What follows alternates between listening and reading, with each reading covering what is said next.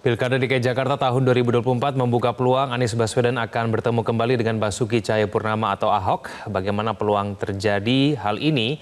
Untuk membahasnya sudah bergabung bersama kami ada politisi PD Perjuangan Ciko Hakim, kemudian ada Wakil Ketua Majelis Syuro PKS Hidayat Nur Wahid, dan nanti juga akan bergabung bersama kami pengamat politik Adi Praitno. Pak Hidayat, Bang Ciko, selamat malam. Selamat malam Bang Ciko dan malam. Assalamualaikum Pak Hidayat, apa kabar? Ya, terima kasih atas waktunya bersama kami, Pak Hidayat dan juga Bang Ciko. Bang Ciko, melihat elektabilitas Ahok yang tinggi, meskipun kita tahu sudah vakum politik selama bertahun-tahun, apakah PD Perjuangan tergoda untuk setidaknya mempertimbangkan Ahok di kontestasi Pilkada Jakarta, Bang Ciko?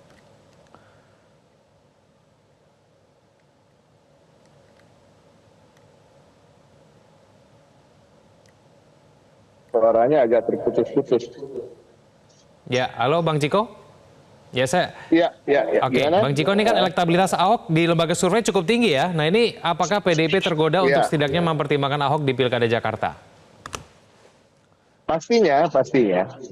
Dan memang hasil survei Litbang Kompas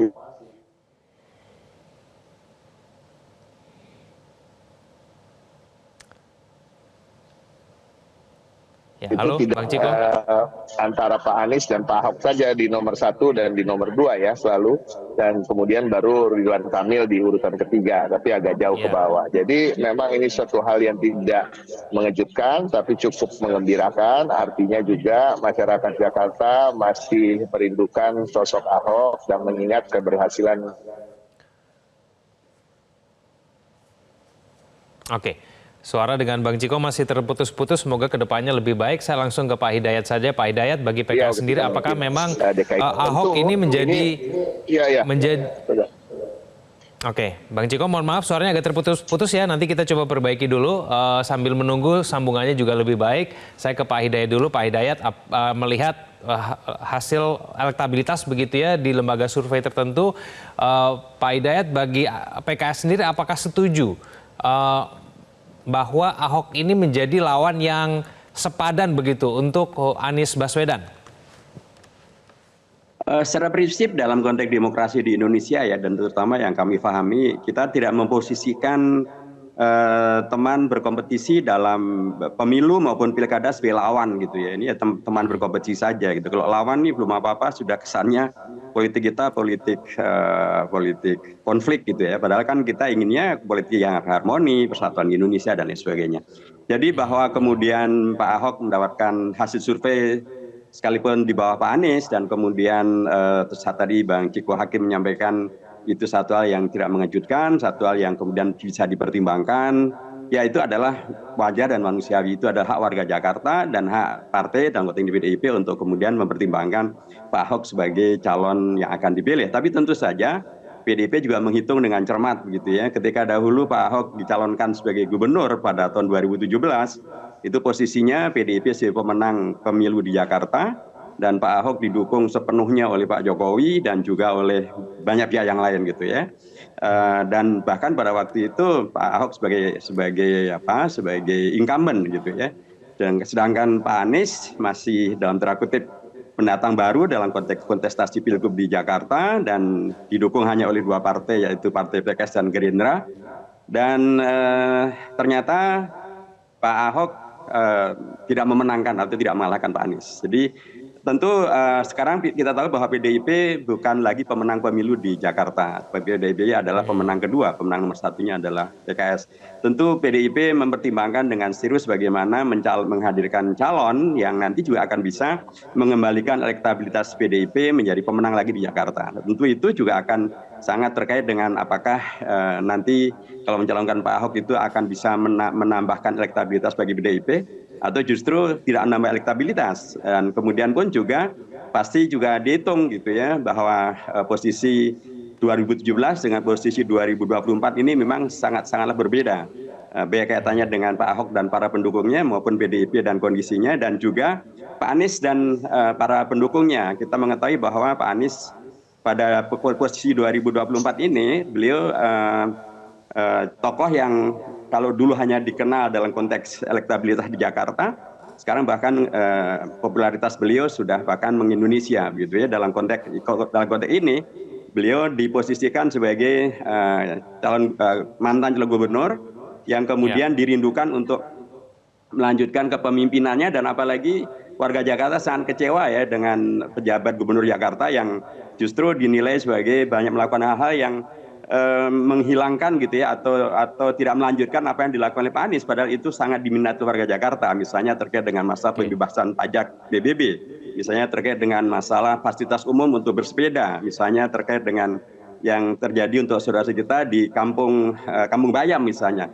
Jadi warga justru seperti malah bernostalgia gitu, ingin mengembalikan kembali Pak Anies sebagai calon pemimpin mereka di Jakarta karena beragam hal yang tidak dilanjutkan oleh pejabat gubernur. Jadi sekali lagi ini adalah hak partai-partai untuk mengusulkan siapa yang akan diusulkan, dan kita berharap nanti Pilkada 2024 tidak mengulangi kegaduhan Pilkada tahun 2017 dan juga tidak mengulangi lagi gelontoran bansos seperti waktu Pilpres 2024 kemarin. Terima kasih.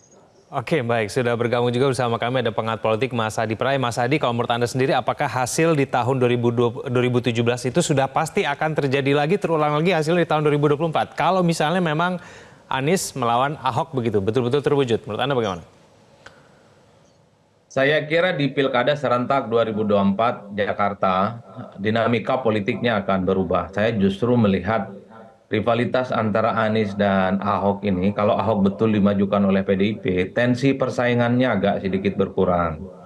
Kalau dulu kan seakan-akan memang berhadapan-hadapan karena Anies itu adalah representasi dari oposisi, sementara Ahok adalah representasi dari kekuasaan politik.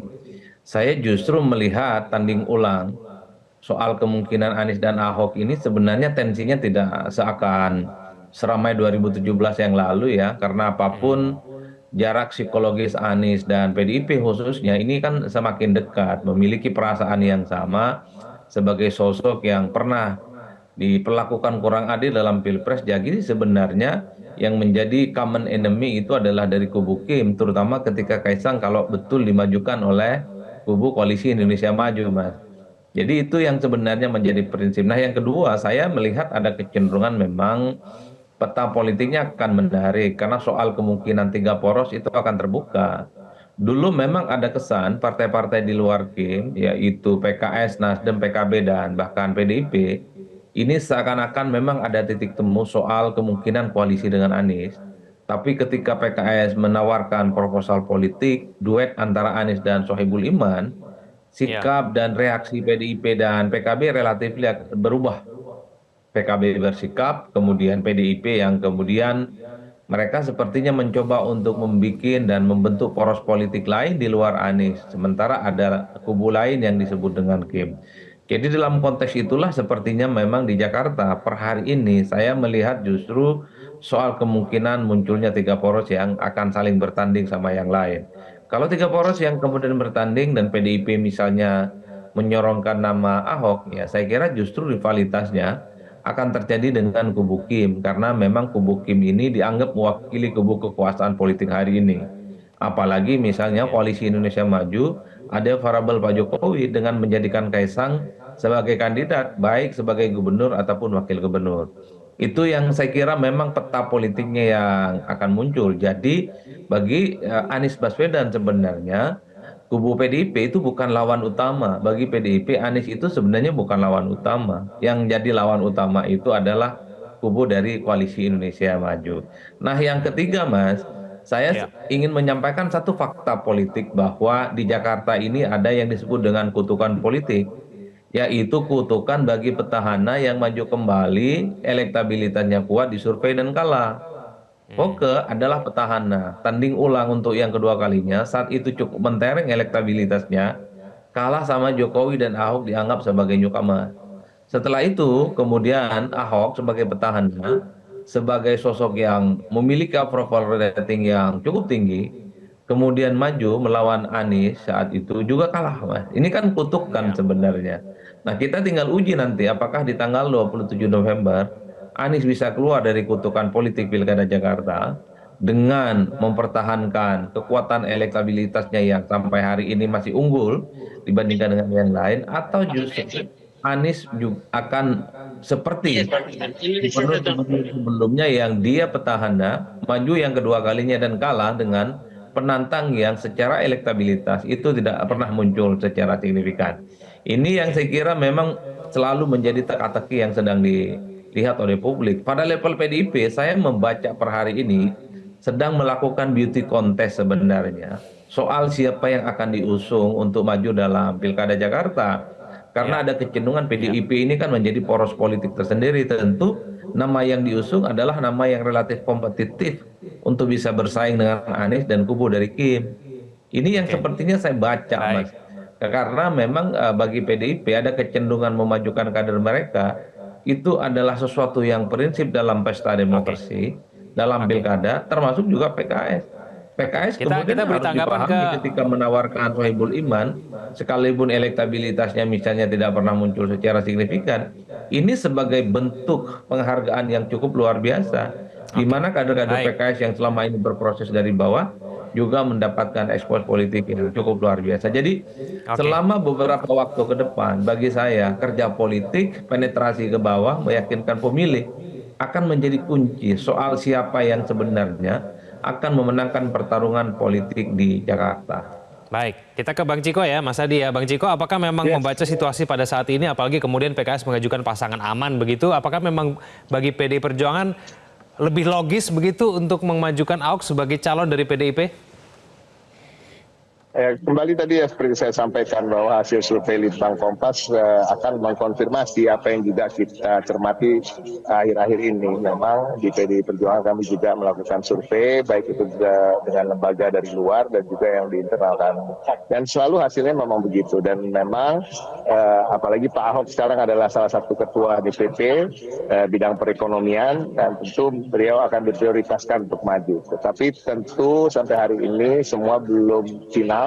Kami masih terus menggodok, mencermati dan mendalami segala kemungkinan melakukan simulasi-simulasi, karena ada beberapa nama lain di internal kami yang juga kita nominasikan, kita coba untuk nominasikan sebagai calon gubernur ataupun calon wakil gubernur. Nah, ini kan tergantung nanti pembicaraannya dengan partai politik yang akan bekerja sama dengan kita, baik yang mengajak kita bekerja sama atau yang akan kita ajak bekerja sama, yang terus kita jalin komunikasinya tanpa henti. Dan tidak tertutup kemungkinan kita bekerja sama dengan siapapun, sama sekali nggak ada kemungkinan yang masih selalu terbuka.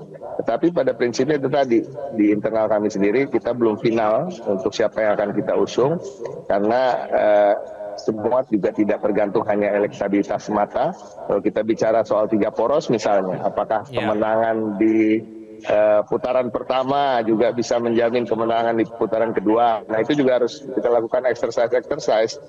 Begitu juga apakah nanti bila kita mengusung calon X misalnya, apakah ada penerimaannya baik dari partai politik yang akan kita ajak kerjasama. Nah, ini juga harus menjadi pertimbangan, karena juga kita harus sadari bahwa tidak satupun partai politik di DKI Jakarta ini memiliki golden ticket dan semuanya harus menjalin kerjasama politik. Ya, mudah-mudahan dalam waktu dekat kita sudah bisa mengerucutkan nama, dan tentu kalau kita bicara soal hasil survei tadi, Pak Ahok berada di posisi kedua dan cukup kuat. Meninggalkan yang posisi 3, 4, 5 itu cukup di bawah. Jadi intinya memang Anies Ahok, kalau ada rematch ya nggak apa-apa rematch, tapi saya rasa ini seperti yang Bung Adi Pray tadi sampaikan, it's gonna be a friendly match gitu. Namanya juga kontestasi politik, tapi kontestasi politik yang betul-betul beradu gagasan. Kita harap kita go beyond segala hal yang sifatnya primordialisme, kita tinggalkan hal-hal yang sifatnya mengganggu kebinekaan dan keberagaman maupun persatuan. Nah, kita bicara soal gagasan, dan saya rasa akan seru juga kalau Pak Ahok melawan Pak Anies gitu, karena mempunyai gagasan-gagasan yang berbeda. Kalau kita bicara soal hunian misalnya, Pak Ahok punya konsep sendiri terkait hunian yang layak buat masyarakat. Pak Anies juga begitu, terkait dengan berbagai hal juga begitu. Jadi intinya kita harapkan yang terbaik bagi warga Jakarta, dan menurut saya pribadi dan juga PDI Perjuangan tentunya alternatif yang lebih banyak, dan kita hindari kotak kosong, lawan kotak kosong tentunya. Alternatif yang banyak, pilihan yang banyak itu baik buat warga yang memang aspirasinya harus diserap dan tidak bisa tertampung hanya di satu pasangan calon atau dua pasangan calon. Oke, baik. Siapa yang mau berkawan dengan PDIP apabila kemudian mengajukan Ahok, siapa juga kemudian akan menjadi kawan PKS karena teman potensialnya PDIP sudah mengajukan Ahok begitu sebagai cagup. Kita akan bahas itu saja. Pemirsa jangan kemana-mana, kami akan kembali. Kembali bersama kami di Prime Time News. Mas Hadi, menurut Anda apabila PDIP mengajukan Ahok sebagai cagup, ini menarik tidak untuk bagi partai politik lain untuk bergabung menjadi koalisi begitu?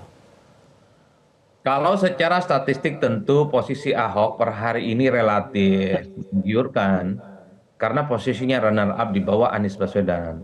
Kalau membaca kalkulasi politiknya, satu-satunya per hari ini yang relatifly bisa dekat dan diyakinkan untuk bersama PDIP itu adalah PKB karena tarikan politiknya itu di dua provinsi, yaitu koalisi antara PDIP dan PKB di Jakarta dan di Jawa Timur. Saya kira elit-elit PDIP dan PKB silih berganti bicara tentang kemungkinan duet dua partai ini. Jadi tarikan kepentingan politik itulah yang sebetulnya bisa mempertemukan bagaimana PKB dan PDIP itu bisa berkoalisi. Meski belakangan misalnya kita juga mendengar bahwa PKB sebenarnya agak kurang memberikan lampu hijau dengan munculnya nama Ahok yang kembali muncul ya, disonding kepada publik soal kemungkinan diusung.